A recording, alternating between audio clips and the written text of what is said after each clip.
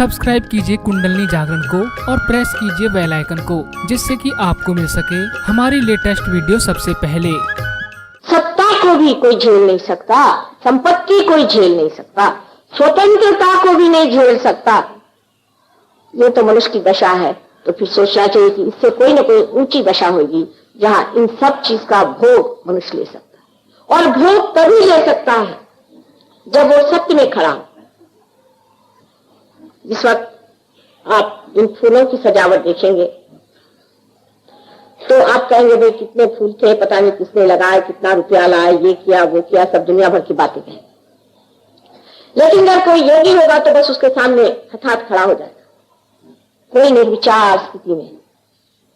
जो ये बनाने वाले ने इसमें जो आनंद डाला है, जिस हृदय से ये बनाया है, उसका सारा आनंद उसके माथे से ऐसा बहेगा जैसे गंगा की धारा बहे। वो ये नहीं जानता कि किसने बनाया, क्या क्या, बस उसका जो आनंद इसमें निहित है निराकार स्थिति में, वो पूरा की पूरा उसके ऊपर से बहता रहेगा। उसमें विचार नहीं, निर्विचार स्थिति में उसे देखेगा। इसी प्रकार हर चीज का आनंद जो है वो आप सत्य में ही पा सकते हैं और नहीं पा सकते, कभी भी नहीं पा सकते। कभी भी आप किसी चीज की ओर दृष्टि करते हैं, जब उसके बीच में विचार खड़ा होगा, आप सोचिए कि इसकी आनंददायी शक्ति खत्म, इसमें कोई आह्लाद नहीं रहेगा। राधा जी को कहा जाता है कि वो परमात्मा की आह्लाददायिनी शक्ति, वो आह्लाददायिनी शक्ति विचार से एकदम खत्म हो जाती। जैसे ही सामने विचार आ जाए, आप समझ लीजिए विचार से एकदम अंधियार आ जाए। लेकिन निर्विचार में आप किसी चीज की ओर देखें तो उसमें बसा हुआ आनंद, उसमें बसा हुआ सत्य, जो निराकार स्वरूप है, वो आपके अंदर ऐसा बहेगा जैसे कि पूरी की पूरी शक्ति प्रेम की आपके अंदर प्लावित होकर के बह रही। आपको महसूस होगा, जिससे ऐसा लगेगा सारी दुश्चिंता सब पता नहीं कहां चला। जैसे आज का संगीत था, निर्विचार में आप अगर इसको सुन सकते तो इसका क्या असली असर है उसे आप पा सकते थे। लेकिन जब तक आप विचार करते रहे कि अब टाइम हो रहा है, अब ऐसा है, फिर वैसा है, फिर घर जाना है, उसका मजा ही नहीं आया। क्योंकि जब आप योगी जन हो जाते हैं, जब आप संस्कार में स्थित होते हैं, आप वर्तमान में विराजते हैं। वर्तमान में, ना तो आप भविष्य में, ना ही तो आप भूतकाल में, ना तो आप फ्यूचर में, ना तो आप पास में, आप वर्तमान में। और हर वर्तमान का क्षण अपना एक आयाम, अपना एक डायमेंशन, एक अपना दर्पण रखता है। और उसमें इतनी छटाएं हैं कि उसके मजा के लिए अगर हम चाहें कि उसका मजा उठाएं तो ऐसा लगता है कि हजारों जिह्वा होने पर भी जो मजा नहीं आ सकता है, वो ये वर्तमान में आते ही पता नहीं कहां से इतना मजा आ रहा। जब आत्मा हमारे अंदर जागरूक हो जाता है, तब आनंद, उसका स्वभाव हमारे अंदर स्फुरित होता है, इंस्पायर होता है। ये नहीं कहना पड़ा कि हाँ अब मैं आनंदित हूं। आप शक्ल सूरत से जान सकते हैं कि इंसान बहुत मजे में आए। जब मैं पहली मर्तबा पेरिस गई थी तो लोगों ने कहा कि माँ आप तो बहुत खुश नजर आते हैं। मैंने कहा फिर? कहले ये पेरिस में नहीं चल सकता। मैंने कहा क्यों? कहले यहाँ तो लोग ये सोचते हैं कि जो आदमी मजे में है वो अज्ञानी है, उसको मालूम नहीं दुनिया में क्या आफत आ रही है, मजे में कैसा है। तो आप कुछ लंबा मुंह करके बात करिए, अब मेरे लिए बहुत मुश्किल। तो मैंने उनको कहा कि वो जो ले मिजराब लोग थे वो सब आप ही लोग दिखाई देते हैं, और मिजरी होगी नहीं तो क्या होगा। हर तीसरे घर में शराब की बोतलें खुल रही है, चौथे घर में औरतों की गंदगी चल रही है, और पांचवें घर में ये मसलते हो रहे हैं कि किसको मर्डर किया जाए और किसके पैसे खाए जाए। तो ऐसी दशा में वहां कोई आनंद का राज होगा? जब कभी हम पैदल चलते थे तो वहां लोग बैठे हुए बहुत लंबे मुंह बना करके, मैंने कहा भाई इन पे क्या आफत आ रही? कहने लगे कि ये लोग फ्रेंच में आपस में बात कर रहे हैं, कैसा कहते हैं कि अष्टग्रह आने वाले हैं, तो हो सकता है तब हम लोग खत्म हो जाए, तो बड़ा अच्छा होगा। उसका इंतजार हो रहा है कि वो कब आएंगे और कब हम खत्म होंगे। मैंने कहा उसके लिए क्या जरूरत है, ऐसे ही जाके डूब जाए, वहां नदी है।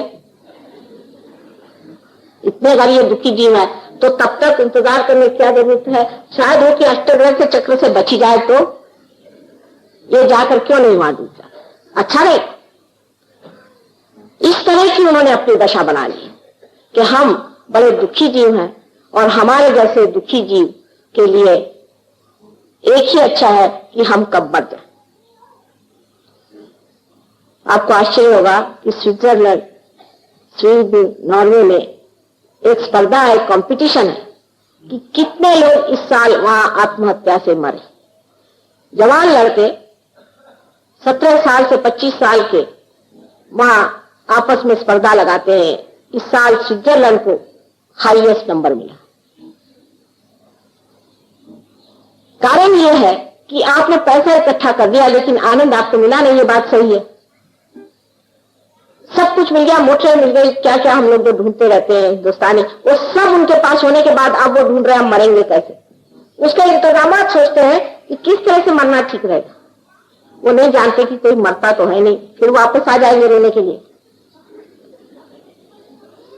कोई परमानेंटली मरता नहीं, ये तो परेशानी और है कि ये जो रोनी सूरत है इसको बदलो, उसके लिए मंजूर नहीं। अगर आपको अपने साथ यही ज्यादती करनी है तो करिए उपवास, करिए तकलीफें, मारिए अपने को और जो मातम करना है करिए, लेकिन क्यों ऐसा करना? क्योंकि आपका सत्य आप ही के अंदर बसा हुआ है, आपका आनंद आप ही के अंदर बसा हुआ है। वो एक क्षण भर में आपको मिल सकता है, आसानी से मिल सकता है। थोड़ा सा उन्मुख होने की जरूरत है, उस तरफ नजर करने की जरूरत है। जब ये चीजें सभी आपको लाभान्वित है, जब आपको मिल सकती हैं, तब आप ये सोच लीजिए कि सिर्फ सहस्त्रार ही पर कुंडलिनी रुकना नहीं चाहिए, इसका भेदन भी होना चाहिए। और इसका भेदन भी बहुत सूक्ष्म तरीके से होता है। अब इसकी कितनी नाड़ियां हैं, कौन सी नाड़ी कहाँ खुलती है, कौन से चक्र कहाँ होते हैं और कैसे बंद पड़ते हैं, ये सब बातें बताने की कोई जरूरत नहीं है। अगर आपके लिए अगर कोई बढ़िया मोटर ला दे तो आप थोड़ी उसके अंदर घुस के पहले देखते हैं कि इसकी कौन सी नाड़ी ठीक है कौन सी नहीं। आप तो गाड़ी उठा के चल दिए मजा उठाने के लिए। इसी प्रकार सहयोग को प्राप्त करने के बाद आप धीरे धीरे इस चीज को समझने का प्रयत्न करें कि ये चीज है क्या, लेकिन न भी समझे तो भी कोई हर्ज नहीं, पर मौज में रहिए और इस मौज को और आनंद को सबको बांटे, क्योंकि आपका चित्त जो है वो प्रकाशित हो जाता है। अब चित्त क्या हो जाता है? चित्त हमारा जो है अटेंशन, इस अटेंशन में हमारे अंदर जो नई जागृति उत्पन्न होती है वो है कलेक्टिव कॉन्शियसनेस, सामूहिक चेतन। लेकिन मैं कहूंगी सामूहिक शुभ चेतन। शुभ अशुभ विचार तो हमें रहने दें। शुभ वो जिससे कि चैतन्य हमारे अंदर से बहता रहे, वो सारा शुभ है। जिस चीज से चैतन्य बहता है, जिस कार्य से चैतन्य बहता है, जिस गाने से चैतन्य बहता है, जिस संगीत या भक्ति से चैतन्य की लहरियां बहे, वही शुभ है और वही सौंदर्य की लहरियां।